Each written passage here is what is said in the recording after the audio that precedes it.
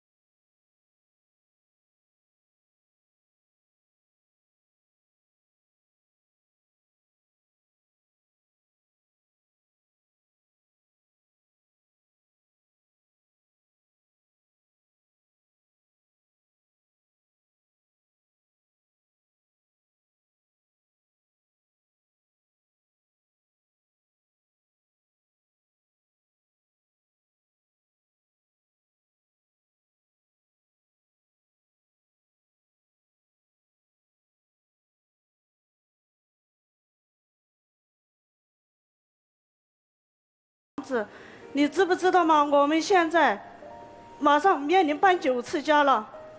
结婚11年搬9次，一直租房子住啊？一直租房子。我第一次我们租房子的时候，我怀着孕6个多月，因为那里条件太差嘛，就搬第2次。生下孩子1个多月，因为他要换工作又搬，又搬第3次。搬到那个小房间里，和7、8家人共用一个厨房、厕所。孩子还小嘛，1个多月才，老是吵，邻居很不高兴。我又搬到又是一个小单间里，搬到那里是冬天，我没想那么多嘛。但一到了夏天，那是10面瓦的顶楼，我都热得不行，何况孩子。没办法，我再搬。住这个房子，我们能承受得起啊！我一个人在外面工作，1个月下来也挣不了多少钱，你又不是不知道。我都搬第5次，那里又住了一段时间，下水管道又堵塞。我和孩子还要出去上公共厕所。做了决定，我们再去找一个好的条件嘛，再搬一次吧。他说，你又是搬，又和我大吵一架，扔下我们就走了，不管了。每次搬家都是你做决定。我带着孩子又出去找房子，那时孩子才1、2、3岁，我背着孩子去找了整整一天，终于找到了。我心里当时还挺高兴的，我就说马上想给他打电话商量着嘛，关机，一直打到很晚，也是关机。我没办法，一个人在家里，晚上收拾了一晚上的东西。到了第2天，我自己找了一个小3轮，带着孩子，带着我们的所有行李，又搬到了那个3室1厅里面。好像隔了3天左右，他的电话才终于打通了，还没听我解释就说：“你难道又搬家了吗？你那里实在做不下去吗？你要做什么样的房子？”主要是那个3室1厅太大了，我觉得你2个人没有必要做这么大的房子。再加上这个费用也很高啊，那我当时也想着说要出去找另外的人来和我们一起摊房费嘛，但是你没听我解释呀。一起合租，毕竟那些人我们都不认识，都是陌生人。我担心你在家里面和孩子有危险啊。这个现在住什么房子啊？现在住的2室1厅的房子是。哦。但是离我孩子上学的学校很远，要赶1个多小时的公交，早上6点半就起来。不是你这当爹的，你应该规划呀；做丈夫的，你应该把这事儿安顿好，这不是该你安顿的吗？怎么说呢，主持人，就是我这个人嘛，就是平时确实和妻子之间的交流啊也很少，再加上我对这个人生规划呀，可能很迷茫，过一天算一天。我们房子马上就要面临拆迁了，我就想着，他当时我们结婚的时候，他给我承诺说，我不让你工作，也要给你买一套房，买一套属于自己的家。到现在他也不实现，钱也没有，还叫我跟他回他的老家过日子。我主要是觉得现在老家的条件这么好，交通这么方便了，回老家生活压力没这么大。毕竟在城市里生活着，我的压力是很大的，我一个人承担，我不光要照顾你和孩子，还要面对以后的老人，这些问题以后都是要我一个人来承担的，我肯定要考虑进去，我不可能就现在为了你和孩子的安逸生活就不考虑以后了呀。我什么安逸生活了？你考虑我和孩子什么了？你考虑孩子，你哪里考虑孩子了？连孩子想上个兴趣班，你也不让。等于现在你对生活是有新的规划的，是吗？我现在主要是想等我再做10年，有了一定的积蓄，我们再去考虑买房。回老家是你的规划吗？回老家就是想自己以后。比如说，现在挣了一部分钱，可以在家里面搞一些其他的。你现在挣到钱了吗？养殖业之类的东西啊。你现在有积蓄吗？有，不多。你知道他有积蓄吗？不知道。那你怎么让人家安心跟你过日子嘛？我不可能把钱全部交给他管了。我现在我有我自己的想法。不是你为什么不放心他呢？主要是他花钱太大方了。你1个月大概给家里面多少家用啊？2、3千左右吧。他带着一个儿子，2、3千左右，还租着房子。对。他这手能大到什么程度？你告诉我，我想象不出来啊。主要是我自己现在1个月工资也不多，也就5、6千块钱1个月。但现在是什么也不管，往家里也不放钱，房子也不买。哦，就现在钱也不给了是吧？对。你有朋友吗？我没有什么朋友。你这11年。他说你和朋友，你出去又要花销啊，又要买什么什么的。那你心里苦的时候跟谁倾诉呢？跟谁说？一个人在家里，偶尔就是要喝一点酒，在家里一个人喝闷酒。别说喝酒了，喝酒你就是那一次喝酒你喝得烂醉，一个人在家里并且还半夜3更的让孩子给我打电话说你在家里喝醉了啊，要我马上回来。回去了吗？但是当时因为是晚上，我不可能马上回来呀。我第2天回到家里的时候，他还一直怪我说我不关心他，不爱护他。本来我才刚就看了你2眼就走了，从外地赶回来就看你2眼你就走了，孩子都没有看。我才刚刚接触一个工程就走了，那个工程那边的负责人，你让他们怎么想？在以后的工程当中，我也不好。那你时时刻刻在你的嘴里也是挣钱，但是我到现在至今也没看到你的钱。你当初给我承诺的买房什么的，你都没有实现啊。那这个跟公公婆婆有来往吗？偶尔的有。离得远是吗？住得远是吗？对对。啊，他们知道你现在日子是这么过的吗？他们不知道。娘家人知道你日子是这么过的吗？娘家人更不知道。为啥不说呢？因为我不想和他们说这些，因为他们都是老人嘛。哦，你们俩当时为什么结婚啊？怎么结的婚啊？我当时是因为双方的父母认可嘛。啊。我是不愿意的。然后呢？他死皮赖脸的追嘛，就勉强答应了嘛。那你们两个老家是一个地方的吗？一个村里的。为啥不想带孩子回去呢？我们老家那里条件不行。哦。孩子那个教育也不行。所以，那你如果离婚的话，你怎么办呢？我一个人出去挣钱嘛，找一份自己的工作。啊。让孩子有更好的学习条件。啊。所以对你来说，其实自己一个人带孩子，自己打工就行了，是这意思吧？对。但是我觉得他没有那个能力，主要是他照顾孩子也不是很细心，孩子到现在为止身体来说的话也不是很好。你还怪他照顾不好？那你给家里照顾啊，你尽了什么责任呢？他就没尽责任啊。可能确实是做我们这个职业，因为我接触的人他们多数都是没有结婚的，可能受了这种环境的影响啊，可能。那你别干了呀！家里面的照顾。你回家呀！他就没想到家里面还有一个家。那不就怪你吗？他没想到有个老婆，没有个孩子。那不就怪你吗？那怪谁呀？你提过要求吗？我提过呀，我跟他提过很多次，我说过呀。你走啊，带着孩子啊，这叫什么日子？这11年等于2个人都在虚度光阴嘛，对于生活来说。一吵架，他就是说你带着孩子走呀。他说的？是他说的呀。行吧，各位老师，你们看怎么办吧？一起进入丘比特问卷，这个还是比较让人震惊的，就是这个个案，啊，赵老师说的很。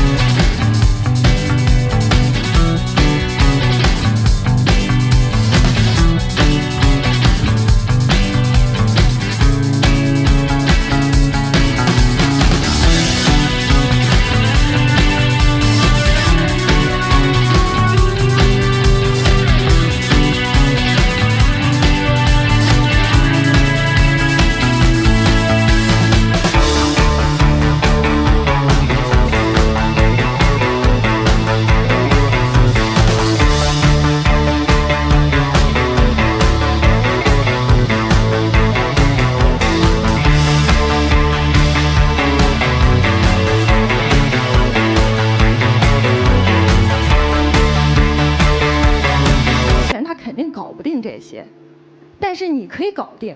那现在他1分钱都不给了，你还能搞定？你还在心存幻想，觉得这个男人在今天、以后可以改，可以给你更好的生活，然后照顾孩子，还能给你买房子。我觉得你纯属做梦。你自己考虑一下，如果有一个人帮你带孩子，你出去找工作，你觉得你能够养活自己吗？觉得能过得比现在好吗？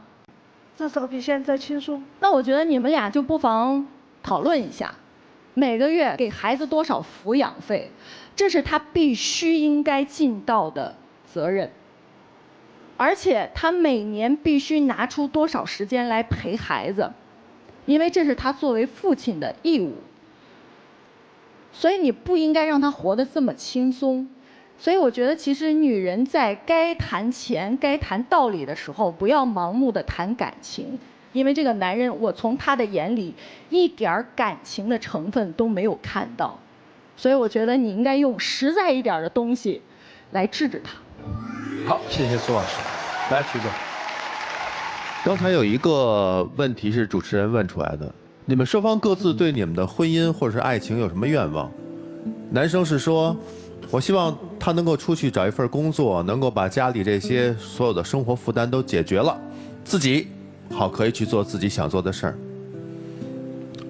这句话简单的可以理解为，你对待这份婚姻，或者说对待这个家庭，你认为它是一个负担，最好能够离我远点，别让我想太多他们的事情。因为每年不得不在春节这个期间回来7天，回来还没有任何的交流沟通。女方呢，对于这个你们的婚姻爱情的愿望就是要一个房子，对吧？这个房子可以让你和孩子有一定稳定的居所，能够其实让孩子过得好一点。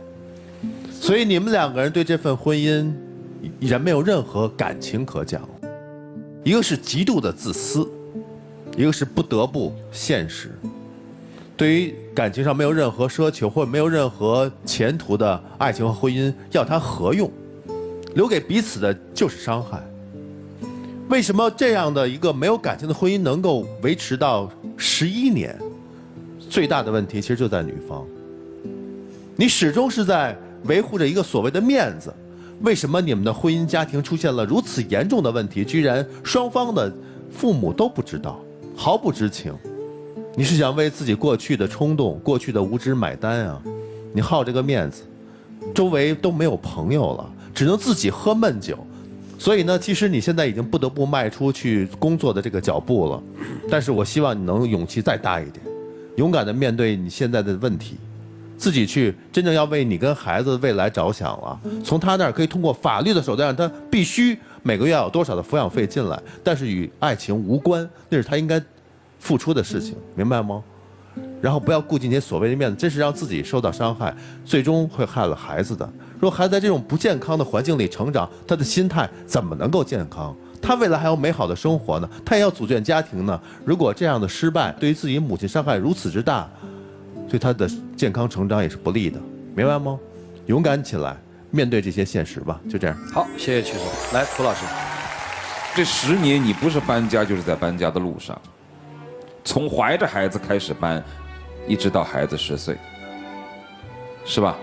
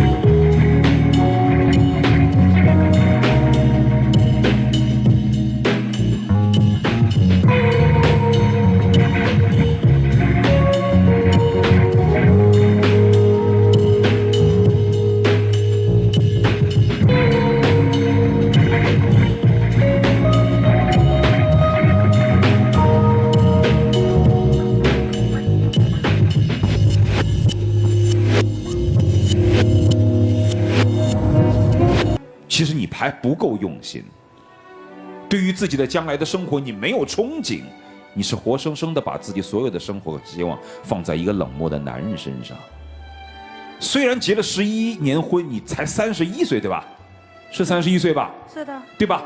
容貌也还不错，你勇敢起来选择一下自己的婚姻嘛，你还可以找到一个爱你的男人，对不对？带着孩子一起走，你就让他一个人孤家寡人的活，你完完全全有可能扭转自己的人生。你不要把自己捆绑在他生活当中，成为他的附属品。你接下来还有青春的小尾巴，你赶紧抓住，不要把希望寄托在他身上。就这样。好，谢谢涂老师。没有什么要说的，其实最需要说的就是认知，就是我们对待婚姻的这个认知。觉得守着这个婚姻挺好的吧？日子过得什么呀？俩人都过得不好，实际。其实有很多人认为婚姻是拿来改变命运的，这个其实是最要命的。我为什么说这个听着比较震惊呢？震惊就是说这11年他还能这么守着过来，所以大家也不要有特别高的这个期望和期待值，指望着我们一席话就可以让他重新认识生活。如果他不发自内心改变的话，今天他也许不出来，但是在生活里还会继续这样一段婚姻。所以你得想清楚，婚姻的本质到底是什么呀？如果你想不清楚，你未来的日子还是糊涂的。你这个其实就是又做了11年的单身汉嘛，对吧？不同的是做了一个挂名的爹，有那么一个儿子，是吧？我倒觉得你应该像一个男人一样的做一次选择。既然你不爱他，既然你不想承担，你就放手走。今天在节目里怎么选，我觉得都无所谓啊。我只是希望你在生活里能把这件事儿想明白。谢谢赵老师。婚姻改变不了一个人的命运，人的命运就在自己的手里。你努力生活，一定会给你回报，也许回报的低，但是一定会给你。还有一点，曲总其实说的特别对，你希望你儿子未来是一个什么样的人，他总需要生活里有一个榜样。既然他的爹不能作为他的榜样，那么他的榜样该是谁呢？接下来我们一起进入那几天喝古方红糖真情60秒。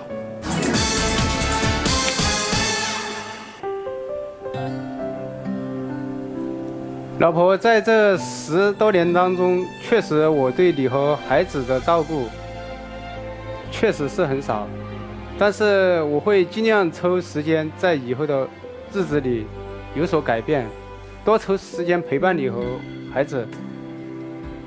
希望你能在以后的日子里能原谅我，让我们的婚姻继续走下去，把孩子培养成人。这样也让我尽量多尽一个作为一个当父亲的一点责任，不然的话，以后我内心上肯定还是过意不去。毕竟孩子现在也这么大了，对他来说的话，肯定是以后有很大的影响。起亮灯嘛。好了，谢谢两位，请回吧。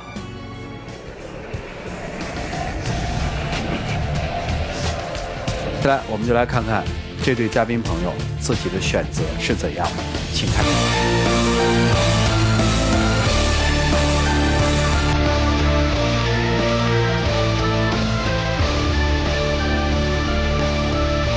Choose.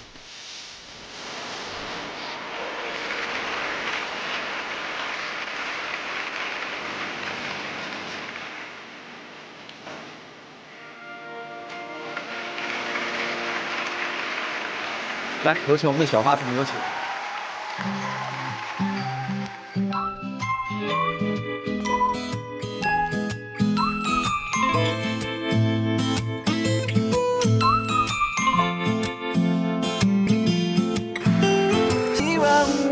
哎，谢谢你们能来啊，请回吧，谢谢你们。